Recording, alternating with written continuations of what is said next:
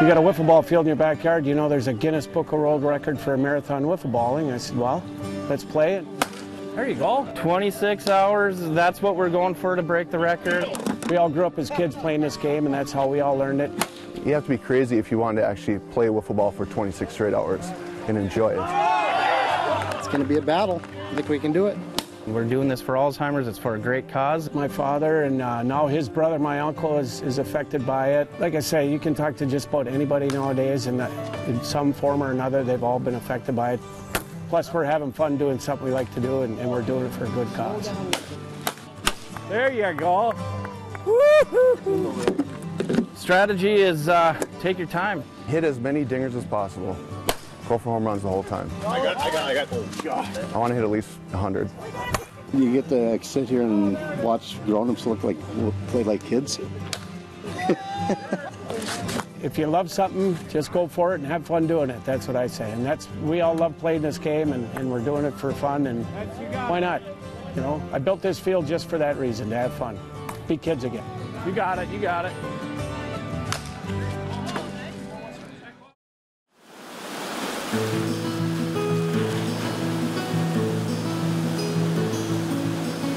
It's an absolutely perfect sunny day on the north shore of Lake Superior. You know, it's just raw beauty. Waves crash on the rocks, and surfers are out on the reef at Stony Point, a popular spot just north of Duluth. It just has a wave that really breaks well for the surfers, and it comes down through the whole length of the lake, and it pumps up through this reef right out here. Christian Dahlbeck knows these waters well. It's quite the process. A native of nearby two harbors, Dahlbeck sets out often to document the movement of the big lake. I like to get a lot of water in my photos. Anything with action, movement, anything that just shows the beauty of the North Shore. Armed with a waterproof camera, Christian isn't afraid to put his body at risk. So it doesn't get tossed away. To get into the water and let every wave crash against him. I'll shoot a whole batch. I'll go through them and select what I need that I think look good, and come down to only, you know, maybe 10 out of 300, say, from a water shoot. Because every wave could be the next perfect shot. And right outside of Eveleth on Minnesota's Mesabi Iron Range, Paul Pluswick's approach is much more serene. So a little bit warmer tone gave me that rusty feel. Pluswick is from here. He grew up in a mining family, and his mother got him his first camera way back when. She worked at a little small corner drugstore. So my mom worked in the film and camera department, and come holiday time, she could shop right where she worked, so she'd say, well, I'll get Paul a camera. And decades of taking hundreds of thousands of photos, So it's pretty cool. has led Paul Pluswick to a lifetime of sharing the natural beauty of his home, one picture at a time. My passion's really in the sunsets, sunrises, those little magic golden blue hours, you know, that hour in the morning, hour in the night is what I shoot for. I'll drive all day to get to that one spot for a sunset. The color is amazing, the fog and the calm and the wildlife. Everything's so still at that time. It's really a tranquil, beautiful time of the day. The Northland is a region of boundless natural beauty, from the endless number of lakes, ponds, and forests, to the many ships coming in and out of the Twin Ports. I just love the ships. I think it's just amazing the size of these things, how they handle them. It never bores me. Paul Sunoka is frequently found right here at the harbor in Duluth. Looking for the best view. He's the quintessential boat nerd, This lets us know when the ships are talking. a term he uses lovingly. I guess I'd call it someone who's obsessed with boats. We'll do just about anything to get down and take a picture. It doesn't matter on weather, time of day, time of night. I'm gonna stick this on this pole. Obsession is what it is. It's easy to become obsessed when you live in a part of the world that so often gives you opportunities for photos like this. I like a picture to convey an emotion. To feel the senses of where you were is, I think, a real important thing. Christian Dahlbeck says he stopped drinking alcohol in 2012, the same time he started taking photos. After a long run all my life of getting in trouble and just a lot of bad decisions, finally came to an end and I cleaned up. The passion for photography, that obsession he shares with so many other photographers like him, was a way to live a better life. The photography came by accident. I just grabbed it for something to do, and it caught on, and I just couldn't quit shooting. And now he's able to dedicate his life and his career to taking photos. Hey, he does good work for sure. And sharing the North Shore with the rest of the world. Yeah, life is way better. Way better. With photojournalist Matt Van Winkle, William C., KQDS, Fox 21.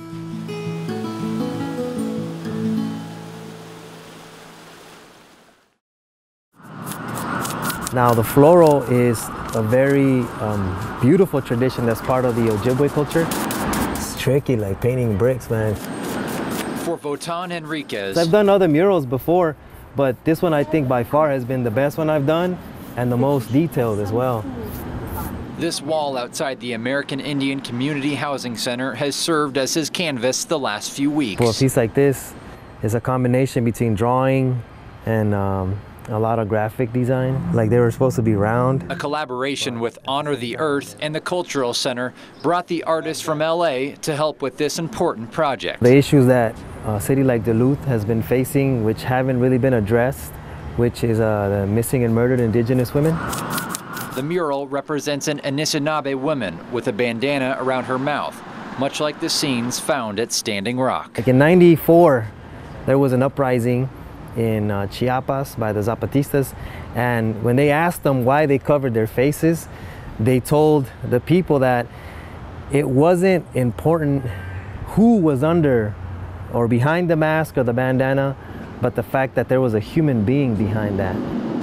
Enriquez wants that message to be carried out in his work. We become very egotistical, and we need to kind of step away from that a bit and collectively take care of each other.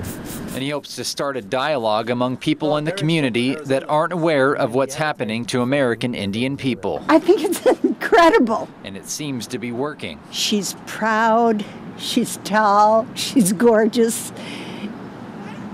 She's a positive statement in this community. For most of his life, Tony Adams has been working with his hands. I could work on any car, on any motorcycle, aircraft. I was a really good mechanic. I could do anything mechanically. But then after my accident, I forgot everything I learned. On his way home from work, Adams was riding his motorcycle when he was struck by a car who ran a stop sign. I was in a coma for 3 months, hospital for about a year, and it took me 2 years to learn how to walk again. This life-changing event left him with a traumatic brain injury, and with no immediate family to help him recover, Adams saw his life fading in front of him. I learned from the wrong people. I mean, my judgment, my mental judgment was very bad, and I just chose the wrong people to follow. Unable to walk much from his accident, Adams knew he had to focus his mind on something else. And I had to use a walking stick to walk. So I started making walking sticks for myself to walk. Using his skills as a mechanic and memories of building houses with his dad as a child, Adams found a new passion. A piece of cedar I had out there. Working with wood. I like to repurpose, reuse old stuff that people would normally throw away. Before his accident, Adams had never made anything artistic. Oh yeah, I like it. But when his neighbor challenged him to build a musical instrument, I'd make it like a 1,000-foot laker. A whole new door of creativity opened in his mind. It made my life better. It made my life much better. Because I was able to express myself the way I want to. Using any piece of scrap wood he can get his hands on. People are going to throw them away, and I said, let me have that. I get it like this, and I reuse it. Adams now spends most days here in his basement, handcrafting an assortment of stringed instruments. Certain parts of making them has to be exact. You can't improvise on that. I just do what I can to make it my own style, my own taste. Using things like cigar boxes and tin lunch cans. I can make instruments out of just anything I can find. And he means it. A couple of old pianos. These bowls are going to be like for banjos. A modest perfectionist. So it'll be solid, more solid so it won't tilt. Adams says his stuff isn't what you'll find at most music shops. So that's why I think my disability is a little bit of a benefit, because I'm not able to make it exact like they do. But I love doing it the way I do it. Adams' work has caught the attention of Eric Faust, owner of the Duluth Coffee Company. It's super unique. The instruments are beautiful. They work like real instruments. Who now has his work on display at the walls of his business. He's a true craftsman. He's a reflection of what we think craftsmanship is all about. The definition of original art from the mind of a man who found his own creative way to express himself. I can't believe that they want my stuff up here, but it makes me feel very proud. In Duluth, Matt Van Winkle, KQDS, Fox 21.